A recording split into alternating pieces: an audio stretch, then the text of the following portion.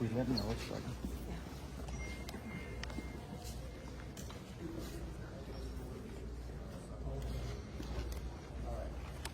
Y'all ready? Okay, this will be our July 7th, 10 a.m. Briefing. Search and rescue operations are ongoing throughout Kirk County. We're using assets from local, state, and national first responders. Hundreds of trained first responders are working every aspect of this emergency. As of 8:30 this morning, we recovered 75 deceased bodies here in Kirk County, including 48 adults and 27 children. Of this 48 adults and 27 children, 15 adults and 9 children are pending identification. At present, there are 10 campers from Camp Mystic unaccounted for and 1 counselor. We continue to offer our condolences to those affected. Reuniting the families remain our top priority here on this operation. Please note that Highway 39 of Old Ingram Loop remains closed to the public. Other than those who live in that area would not be allowed out there. I will now turn it over to Senator Cruz. City Manager Dalton Rice. Good morning, Dalton Rice, the City Manager for the City of Kerrville. As everybody knows, we are working in conjunction with the city under a unified command response and again, a lot of devastation. Our hearts go out to the families and the victims. We want to continue to work together as a community. We love the media support on this to be able to communicate that message, communicate family, communicate togetherness, and we really appreciate all the support in helping us be able to do that. Search and rescue as the sheriff said, search and rescue operations will continue today from Hunt in North Kerr County all the way to Canyon Lake in Comal County. Now, we're only focused on the Kerr County side, but we wanted to talk about that because a linear from Hunt all the way to Comal County in a straight line distance is over 100 kilometers. This is a massive field that is happening. And again, this is unprecedented flood events. So we are still currently in the primary search phase, which is the rapid one. They are running it, we have different segments that are gridded out. Each one of those segments are taking anywhere between an hour to 3 hours, up to 2 kilometers for each segment. So what that means is they're running into a lot of technical challenges with terrain, with water, even potentially, with weather, in the rising fields. We've talked about this before. Volunteers stay out of the way because if we start getting weather reports and all the other complications that are out there, we then have to pull off of those search and rescue missions to be able to communicate to those volunteers to get off, to make sure that they don't become victims themselves. Those operations involve 19 different local and state agencies, in addition to conducting primary and secondary searches. They will be conducting welfare checks on areas in North Kirk County impacted by power outages. And when we say search and rescue operations, that is boat, walking on the ground, dogs, drones. Again, keep personal drones out of the air. Helicopters. We do have other assets that are continuing to search as well. As of present, KPUB, which is the Kerrville Public Utility Board, is reporting continued power outages between Hunt and Ingram along the South Fork of the Guadalupe River in Hunt. In the South Fork area, there are approximately 40 down power lines and significant infrastructure damage. KPUB has brought in additional utility personnel to help with restoration, but it's not possible at this time when the power is going to be restored. There are some substations along with those power lines that we are still trying to get access to just from debris buildup or them being completely wiped out. So we do not have an estimated time when those are going to be fixed. We continue to have substantial number of requests for volunteers, as I said before, and donation opportunities. We are asking those who want to volunteer to contact the Salvation Army in Kerrville by phone at 830-465-4797 or in person at 855 Hayes Street in Kerrville. Monetary donations can be made on the Community Foundation of the Texas Hill Country's website at www.communityfoundation.net. They have a Kirk County Relief Fund set up on that site. And I will now turn it over to the Mayor, Joe Harry.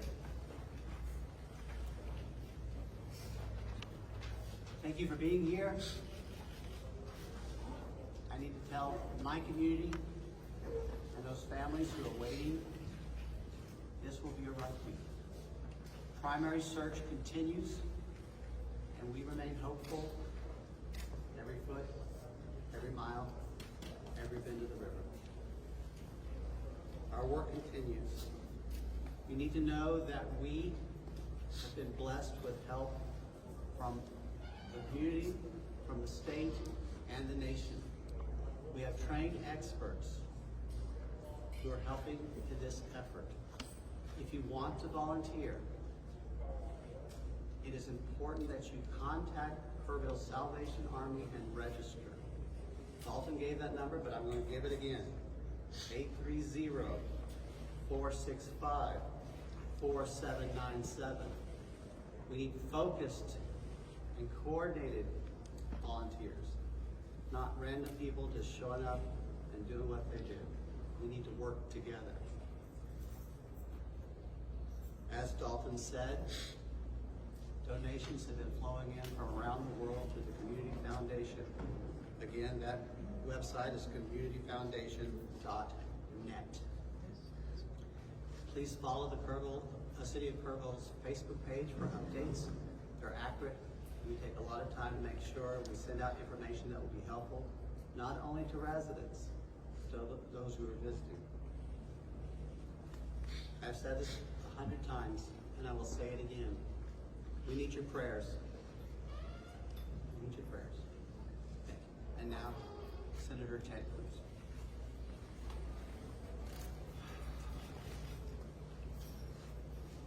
Texas is breathing right now. The pain, the shock of what has transpired these last few days has broken the heart of our state. As of yesterday, the confirmed death toll was 82, and those numbers are continuing to go up.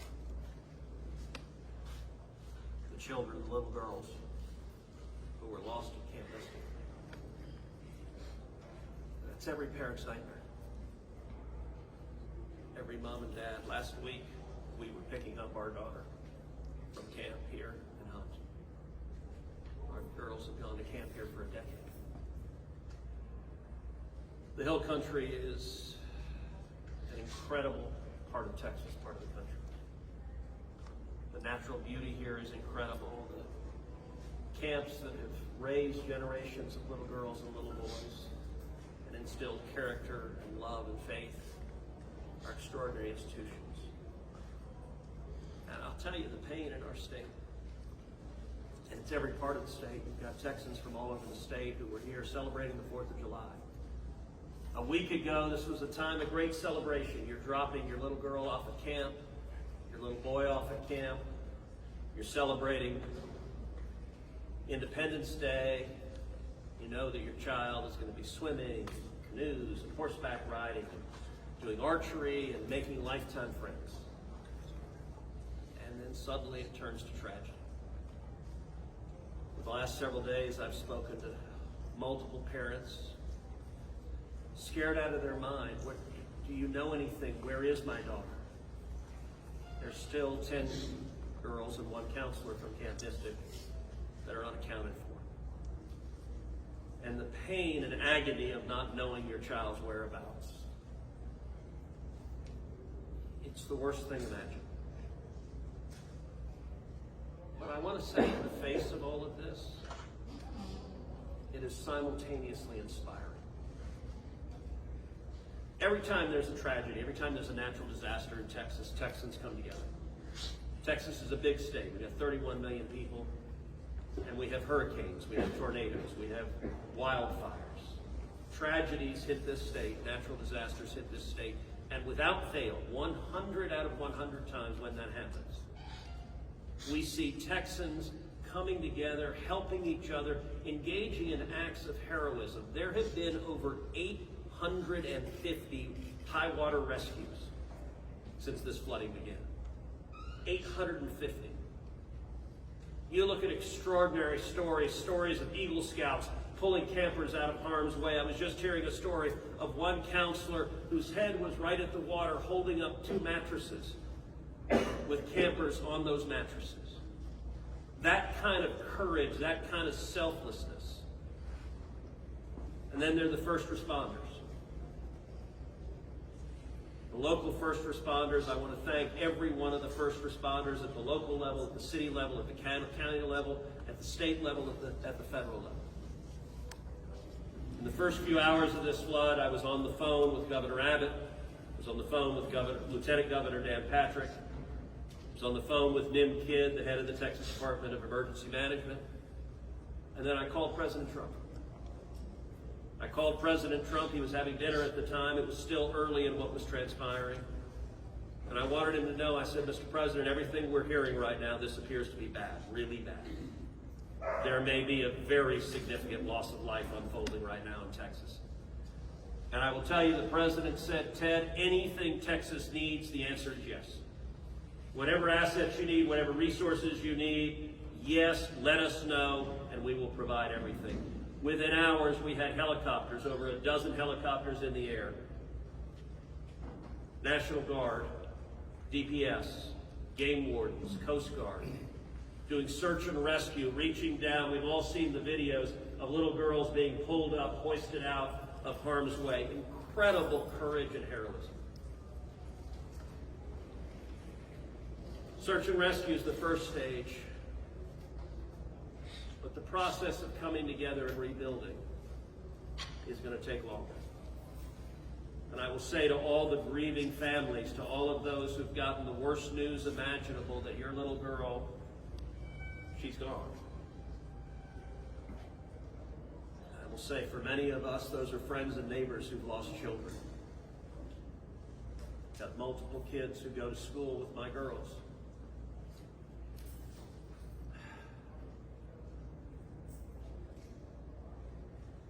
The mayor asked for prayers. And I want to say thank you to the millions of Texans, to the millions of Americans, to the millions of people all over the world right now who are praying for Texas and praying for those parents. Going through this grief, it is going to take love, it is going to take friends and family embracing and hugging and holding them while they weep. And it's going to take the church. With every disaster, one of the things we see here in Texas is the church steps up and the church helps and the church feeds and clothes and comforts.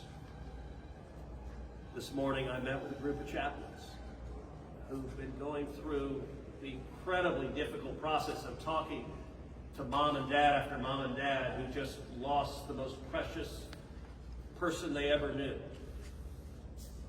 And those chaplains are just trying to love them and show God's love. So I want to say we will come through this. To those in the midst of grief right now, that might seem hard to fathom. But Texas will come through this. And I just want to say thank you. I want to say thank you to these gentlemen here who are working. They are not sleeping. They are working every day. Thank you to the families. Thank you to the Salvation Army. Thank you to everyone who is just reaching out and saying, how can I help? We will come through this, and we'll come through this together. Thank you. And now we'll take questions. Senator, you talked about how you know kids here, how you've taken your own kids to camp. Was it ever communicated to you that there was a need, that it was a priority to have a warning system so people had a chance to escape something like this? Well, listen, I think anytime you're dealing with major rivers, there's a risk of flooding, and there's always been a risk of flooding, particularly on the Guadalupe River. I will say, in the wake of every tragedy, there are things that are predictable.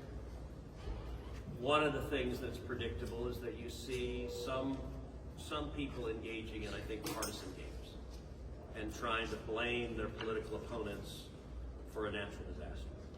And you see that with the hurricane, with the tornado, with the wildfire, with this flooding, where people immediately say, well, the hurricane is Donald Trump's fault. You know, look, I think most normal Americans know that's ridiculous. And I think this is not a time for partisan finger pointing and attacks. Now, after we come through search and rescue, after we come through the process of rebuilding, there will naturally be a period of retrospection where you look back and say, okay, what exactly transpired? What was the timeline? and what could have been done differently to prevent this loss of life. And that's a natural process. I think it should not happen in a bitter and partisan sense, but it should happen in a reasonable sense of saying, what lessons can we learn? And I will give an example. You know, Houston's my hometown. You live on the Gulf Coast, we get hurricanes. That's part of living on the Gulf Coast as hurricanes hit. And I do think Texas as a whole has learned over time how to deal more effectively with hurricanes. And so you look here, we know the National Weather Service put out an emergency warning just after 1 a.m. and a second emergency warning just after 4 a.m. Now, obviously, most people at 1 a.m. and 4 a.m. are asleep. And so I think we will have a reasonable conversation about, A, are there any ways to have earlier detection? And some of that, the limits of a flash flood, they're very difficult because they can arise so quickly. But everyone would agree in hindsight, if we could go back and do it again, we would evacuate particularly those in the most vulnerable areas, the young children in the cabins closest to the water. We would remove them and get them to higher ground if we could go back and do it again. Obviously, everyone would. The people in RVs by the river's edge. We know in disasters like this, RVs and mobile homes are particularly susceptible, whether a flood or a hurricane or a tornado, they're particularly susceptible to that. And so my hope is, in time, we will learn some lessons to implement to next time, and there will be another flood, there will be another disaster. But next time there's a flood, I hope we have in place processes to remove especially the most vulnerable from harm's way. But I think that's going to be a process that will take a careful examination of what happened and how can we implement processes better in the future to prevent this same loss of life. Senator, there were claims that the National Weather Service sent that first flash flood warning that should have alerted the phones at 1:14 in the morning. But we have a federal public database maintained by PBS Warren, that says the first emergency alert wirelessly here in this area to Kirk County was not until after 9 a.m. That was more than 4 hours after the severe flooding had come to this area. Did you know that? Have you seen that? And what's your response, knowing the state and cuts to the NWS in recent months by this administration? So I don't know the source for what you're saying. All of the public reporting I've seen is that there were two alerts that went out, one just after 1 a.m., one after 4 a.m. You know, I can tell you, I talked about the partisan finger pointing. I think there have been some eager to point at the National Weather Service and say cuts there led to a lack of warning. I think that's contradicted by the facts. And if you look at the facts in particular, number one, that these warnings went out hours before the flood became a true emergency level. But number two, the National Weather Service here, New Braunfels is where they were headquartered. They had additional manpower. In fact, they had 3 additional people working that night, anticipating that it was going to be a very dangerous weather situation. I also think it's worth noting that the National Weather Service Union, which has been very critical of the DOGE cuts, has publicly said that they don't believe that the reduction in staffing had any impact whatsoever on their ability to warn of this event. And so, look, I think it is reasonable over time to engage in a retrospective and say at every level what could have been done better, because all of us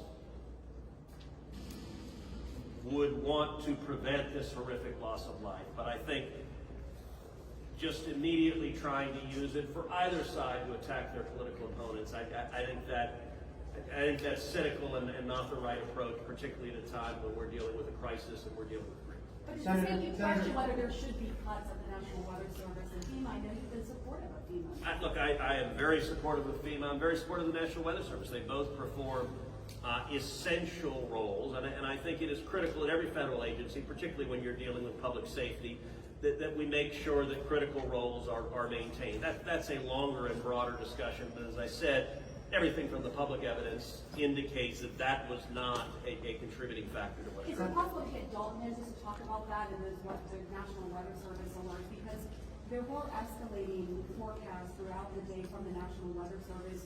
What did the emergency managers of the county and other local officials do with that information? Starting at 1:15 and onward, there you have the Dire River forecast at 6:30, were emergency managers doing anything to put any processes in place for more people on the river? So overall, we were preparing for the July 4th, weekend. So we had National EMR on site. We were basically stood up kind of an incident command post, if you will, to prepare for that event. So everybody was kind of up. The weather, we looked at the weather before. When you looked at the National Weather Service, flood map, it spanned all the way from the west side of Texas, with Kirk County kind of being in that upper northeast corner of it. And so everybody, including the National Weather Service, was looking at where's the rain going to hit. We know it's somewhere in here, but with rain, especially when you're dealing with terrain, you got to figure out. Sometimes you don't know until it falls. So once it starts falling, then you got to figure out, okay, how's the watershed going to do this? How's the science going to work? And when you have that north and south fork that we had talked about before, it all converged into one. We do know that a lot of the camps were looking at this just as much as as everybody was. With the rainfall percentages, even the National Weather Service have looked at, and don't quote me on the numbers, but it's anywhere between 1 to 7 inches. We got significantly over that. And again, when it goes into very congregated areas and how that watershed shifts into the rivers, that impacts things. And so the camps, obviously, we've heard stories where campers were getting up. They were up at 3:30 in the morning. They were trying to move to higher ground. And the other interesting part of the terrain, and we talked to UGRA folks as well. This is the headwaters of the Guadalupe. This is the beginning. This is where everything forms when it comes into the north and south fork. And so as those things develop, it develops very rapidly, very quickly, and this rose very quickly in a very short amount of time. And so those campers that were able to do that, it worked. There's been the other question, I'll just give this one out. Evacuation. Well, why don't we evacuate? Well, evacuation is a delicate balance, because if you evacuate too late, you then risk putting buses, or cars or vehicles or campers on roads into low water areas trying to get them out, which then can make it even more challenging, because these flash floods happen very quickly as well. And so Was there any- in 1987, but was there any discussion about evacuation earlier when it wasn't too late? Was there any discussion about that among the officials? Repeat your Sorry, question. was there any discussion to evacuate or activate any emergency plans before it was too late, where it would be very dangerous like that? Well, so again, just like disasters in Texas everywhere, it's very tough to make those calls, because what we also don't want to do is credible. We don't want to make sure that we activate it at the right time. It is very difficult, very challenging, especially with this. We're looking at 100 kilometers, right? That's a big straight line distance. That's not even along the river. These areas take a lot of time to get out to. So even when first responders were on the ground at 3:30 in the morning, and we had reports, we had first responders that were getting swept away, actually responding to the first areas of rainfall. That's how quick it happened. First responders who have experience, who are Swiftwater qualified, were driving to as soon as the rain started falling, were driving to these areas, and one of them got swept off the road. Was there any communication between 1 and 4 a.m. from local law enforcement to the camp saying, I know you can't get buses in an hour, but was there anyone telling the camp between 1 and 4 a.m. you need to get the girls to higher ground at the very least, even if they have to walk up there in the rain, as many of them actually ended up doing? Was there any communication from local law enforcement to anyone at that camp between 1 and 4 a.m.? That I don't know off the top of my head. What I do know, though, is there's 55,000 people in Kirk County. Kirk County is a massive, massive area. From here to those camps is 45 minutes on a good day. And so, obviously one of the big challenges that we have, even when you have cell service, a lot of those areas don't even have cell service. Radio communications towers, radio towers within the hill country becomes very challenging. So there's a lot of areas, especially when weather comes in, where cellular towers are down or you already have bad service. So there's a lot of factors that play and a lot of variables in there on communication that, again, I think as we work through this process, we know everybody has a lot of questions regarding what are the next steps and what's next. And I think all of these things, these are all great questions. And as we continue search and rescue and as we continue to move to the next step, we definitely want to dive in and look at all those things, from cell service tower to radio communications, emergency alerting, any of those things. I think we all really need to take a look at and review, and we're looking forward to doing that once we can get the search and rescue and stuff. In regards to the total number of, before I say anything else, I just want to say thank you to you, all the first responders, to everyone involved. We've been praying. Thank you. The community's been praying. The media's been praying. thank you guys for doing that.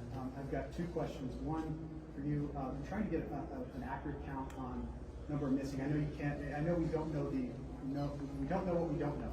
But do we know a rough idea on total estimates that are still missing overall throughout the county? And then one other follow-up, this may be for Senator Cruz.